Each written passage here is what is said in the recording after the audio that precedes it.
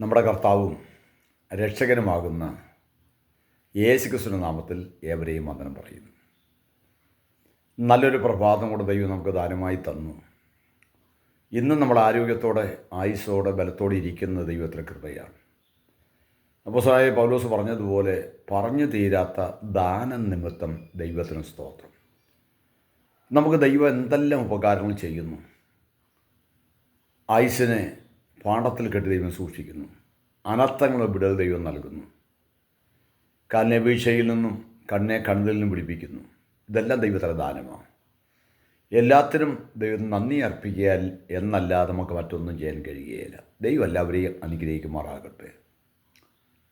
ഇന്ന് രാവിലെ നാം ചിന്തിക്കാൻ പോകുന്ന ഒരു പ്രധാന വിഷയം, ഇസ്രായേലിലെ ഒന്നാമത്തെ രാജാവാണ് ശൗൽ. അന്നത്തെ കാലത്തെ പ്രവാചകനും ന്യായാധിപനുമാകുന്ന ശമൂവേൽ അഭിഷേകം ചെയ്ത് ഇസ്രായേലിനെ ഭരിക്കാനായി തിരഞ്ഞെടുക്കപ്പെട്ടവനാണ്. ബെന്യാമിൻ ഗോത്രത്തിൽ കീശിൻ്റെ മകനാകുന്ന ശൗൽ കോമളരൂപിയായിരുന്നു. മറ്റെല്ലാവരെക്കാളും കഴുത്ത് മുതൽ അല്പം ഹൈറ്റ് കൂടി. അങ്ങനെ മനോഹര രൂപിയായ ഈ വ്യക്തിയെ ദൈവം തിരഞ്ഞെടുത്തു. ദൈവത്തിൻ്റെ പ്ലാൻ 40 വർഷം ഈ വ്യക്തി ഇസ്രായേലിൽ ഭരണം നടത്തണം. അതിനുവേണ്ടിയാണ് തിരഞ്ഞെടുക്കപ്പെട്ടത്. പ്രത്യേകമായ ആത്മശക്തിയും കൃപയെല്ലാം ദൈവം നൽകിയിരുന്നു. എന്നാൽ ഈ ശൗലിനെക്കുറിച്ച് പറയുന്നത് ദൈവനും ഇങ്ങനെയാണ്. 1 ശമൂവേലിന്റെ പുസ്തകം 16-ാം അധ്യായം 14-ാമത്തെ വാക്യത്തിൽ വായിക്കുന്നു, യഹോവയുടെ ആത്മാവ് ശൗലിനെ വിട്ടുമാറി ദൈവം അയച്ച ഒരു ദുരാത്മാവ് അവൻ്റെ മേൽ വന്നു. നമുക്ക് വിരോധാഭാസമായി തോന്നാം. ദൈവം നല്ല ആത്മാവിനെ അയക്കും, ദുരാത്മാവിനെ അയക്കുമോ? നമ്മൾ തിരുവചനം പഠിച്ചാൽ ഈ ശൗലിന് മാത്രം ഇങ്ങനൊരു അനുഭവം നമ്മൾ കാണുന്നുള്ളൂ. മറ്റു വ്യക്തികൾക്കൊക്കെ ദൈവാത്മാവ് നിറയപ്പെട്ട അനവധി അനുഭവങ്ങൾ വായിക്കുന്നു. ഒരു സമയത്ത് ദൈവാത്മാവിനാൽ നിറയപ്പെട്ട് ജീവിച്ച വ്യക്തി കുറേ കാലം കഴിഞ്ഞപ്പോൾ ദൈവമയച്ചൊരു ദുരാത്മാവ് നിലവിൽ വന്നു. അപ്പോൾ അങ്ങനെ വരണമെങ്കിൽ അതിനെന്തെങ്കിലും തക്കതായ കാരണങ്ങൾ കാണണം. കാരണം കൂടാതെ ഒന്നും സംഭവിക്കത്തില്ല. എന്തുകൊണ്ടാണ് ദൈവം അങ്ങനെ അയക്കാൻ കാരണം? ശൗലിനെക്കുറിച്ച് ദൈവം വളരെ പ്രതീക്ഷയായിരുന്നു.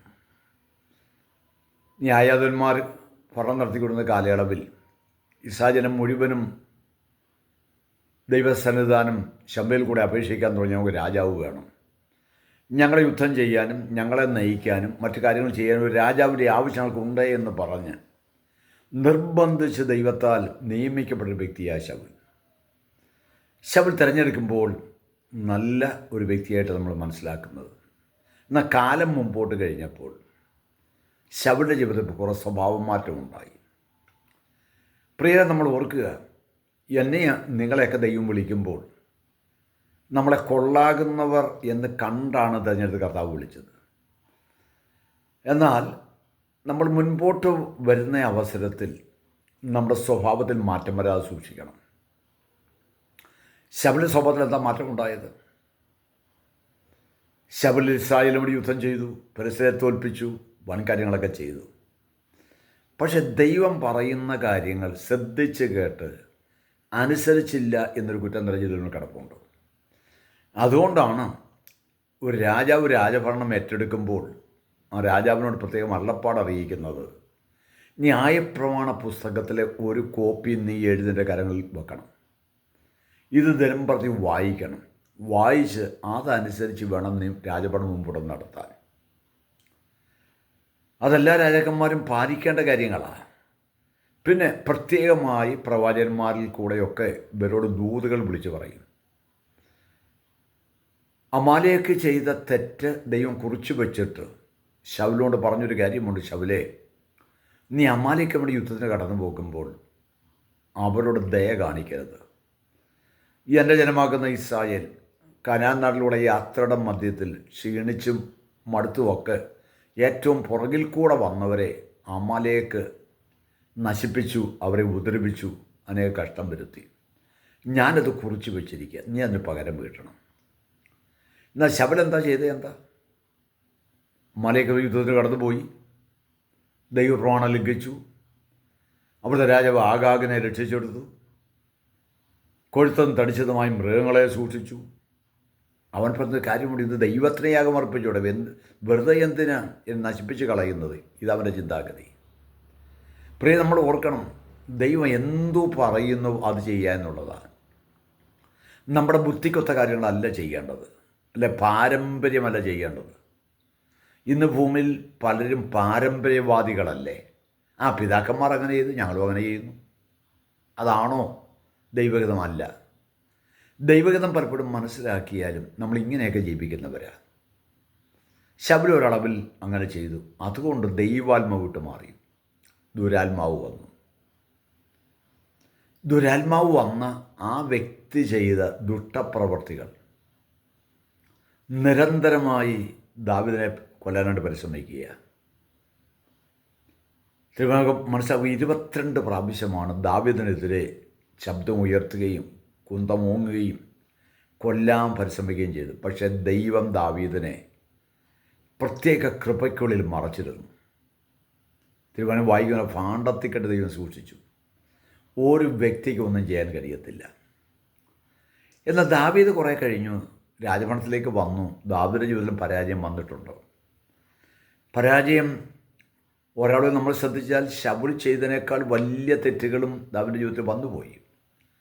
എന്നാൽ ദാവീദ് തെറ്റും മനസ്സിലാക്കിയപ്പോൾ താൻ ദൈവസന്നിധിയിൽ നെടുമ്പാട് വീഴാൻ ആരംഭിച്ചു. അനുതാപത്തിനൊരു സങ്കീർത്തനം ബൈബിളിനകത്തുണ്ട്. അത് 51-ാം സങ്കീർത്തനമാണ്. അതിൽ പ്രധാനപ്പെട്ട കുറേ വാക്യമൊന്നും ശ്രദ്ധിക്കുന്നത് നല്ലതായിരിക്കും. അവിടെ ഇങ്ങനെ വായിക്കുന്നു: ദൈവമേ, നിർമ്മലമായൊരു ഹൃദയം എന്നെ സൃഷ്ടിച്ച് സ്ഥിരമായൊരു ആത്മാവിനെ എന്നിലൊന്ന് പുതുക്കണം. നിൻ്റെ സന്നിധി എന്നെ തള്ളിക്കളയരുത്, നിൻ്റെ ആത്മാവിനെ എന്നിൽ എടുക്കരുത്. രക്ഷയുടെ സന്തോഷം എനിക്കൊന്ന് തിരികെ തരണം എന്നൊക്കെ പറഞ്ഞ് ദൈവത്തോട് അപേക്ഷിക്കാൻ കാരണം തൻ്റെ മുൻഗാമിയായി ഇസ്രായേലിനെ ഭരിച്ച ശൗൽമേൽ വന്ന ആ ദുരാത്മാവ് മുഖേന ശൗൽ ചെയ്തു കൂട്ടിയ കാര്യങ്ങളും താൻ അനുഭവിച്ച കഷ്ടങ്ങളും നാം മനസ്സിലാക്കുന്നു. ഗിൽബോവ പർവ്വതത്തിൽ ശൗലും അവൻ്റെ മകനും അവൻ്റെ തലമുറയെല്ലാം ശത്രുവിൻ്റെ വെട്ടേറ്റ് മരിക്കേണ്ടി വന്നു. ഇതൊരു പരിതാപകരമായ അവസ്ഥയല്ലേ? ഒരു കാലത്ത് ദൈവത്തിന് വേണ്ടി വിളിച്ച് വേർതിരിക്കപ്പെട്ട് അഭിഷേകമൊഴിച്ച് ദൈവം തിരഞ്ഞെടുത്ത വ്യക്തി പിശാചിനിടം കൊടുത്തു. അതോടെ ദൈവം പറയുന്നത്, പിശാചിനിടം കൊടുക്കരുത്, പിശാചിനോട് എതിർത്ത് നിൽക്കണം, സാത്താൻ നമ്മളെ തോൽപ്പിക്കരുത്. അവൻ തന്ത്രങ്ങൾ നമ്മൾ അറിയാത്തവരല്ലല്ലോ. സാത്താൻ ഇടം കൊടുത്തിട്ട് ദാരുണമായ അന്ത്യമാണ് തനിക്കുണ്ടായത്. എന്നെ കേൾക്കുന്ന പ്രിയമുള്ളവരെ, അന്നത്തെ സാത്താൻ ഇന്നുമുണ്ട്. സാത്താൻ പല രീതിയിൽ നമ്മുടെ വിശ്വാസത്തെ ഹനിക്കാനും നമ്മുടെ ദൈവാശ്രയത്തെ ഇല്ലാതാക്കാനും നമ്മളെ പാപത്തിലേക്ക് വലിച്ചതിനും പദ്ധതിയിടും. പക്ഷേ തിരിച്ചറിയണം, അതിനാണ് ദൈവത്തെ വചനം നമ്മുടെ കാര്യങ്ങൾ തന്നിരിക്കുന്നത്. അത് വായിക്കണം, ഗ്രഹിക്കണം, അതനുസരിച്ച് ജീവിക്കാൻ സമർപ്പണം എടുക്കണം. ഇതെല്ലാം നമ്മൾ ചെയ്യുമ്പോൾ മാത്രമേ വലിയ ദൈവപ്രവൃത്തി നമ്മുടെ ജീവിതത്തിൽ വെളിപ്പെട്ട് ദൈവത്തിനോട് ജീവിക്കാൻ കഴിയത്തുള്ളൂ. എന്നെ കേൾക്കുന്ന പ്രിയമുള്ളവരെ, നിങ്ങളിൽ അല്ലെങ്കിൽ നമ്മളിൽ ദൈവാത്മാവാണോ വസിക്കുന്നത്, അത് ദുരാത്മാവാണോ? പലരും ദുരാത്മാവ് വസിക്കുന്നത്, ദൈവാത്മാവ് വിട്ടുമാറിയതുപോലെ അവർ അറിഞ്ഞിട്ടില്ല. നമ്മൾ തിരിച്ചറിയണം കേട്ടോ. കൃപയുടെയും കരുണയുടെയും ദൈവസ്നേഹത്തിലൊക്കെ ആത്മാവ് നമ്മളിൽ വസിക്കട്ടെ. ദുരാത്മാവിനിടെ കൊടുക്കാതിരിക്കുക. നമുക്ക് ദൈവങ്ങളെ സമർപ്പിക്കാം. കർത്താവായ യേശുവിൻ്റെ രക്തത്തിലും വല്ല മുദ്രയിട്ട് ഓരോ ദിവസവും നമ്മളെ തന്നെ സമർപ്പിക്കുക. കർത്താവ് നമ്മെ സഹായിക്കട്ടെ. ഒരു നിമിഷത്തോടെ ദൈവത്തോട് പ്രാർത്ഥിക്കാം. കരുണാസമ്പന്നനായ ഞങ്ങളുടെ ദൈവമേ, നല്ല ദിവസത്തിൻ്റെ പ്രഭാതത്തിന് വേണ്ടി സ്തോത്രം. ഞങ്ങളെ കേൾപ്പിച്ച വചനത്തിന് വേണ്ടി ഞങ്ങൾ നന്ദി കരയേറ്റുന്നു. ഞങ്ങൾ ദൈവാത്മാവ് വസിച്ച് ദൈവത്തിനോട് പ്രയമുള്ളവരായി തീരുവാൻ സ്വർഗം കൃപ നൽകണം. കർത്താവായ യേശു ക്രിസ്തുവിൻ്റെ നാമത്തിൽ പ്രാർത്ഥിക്കുന്നു. പിതാവേ, കേൾക്കുമാറാകണമേ. ആമേൻ. Thank you Lord. സ്തോത്രം.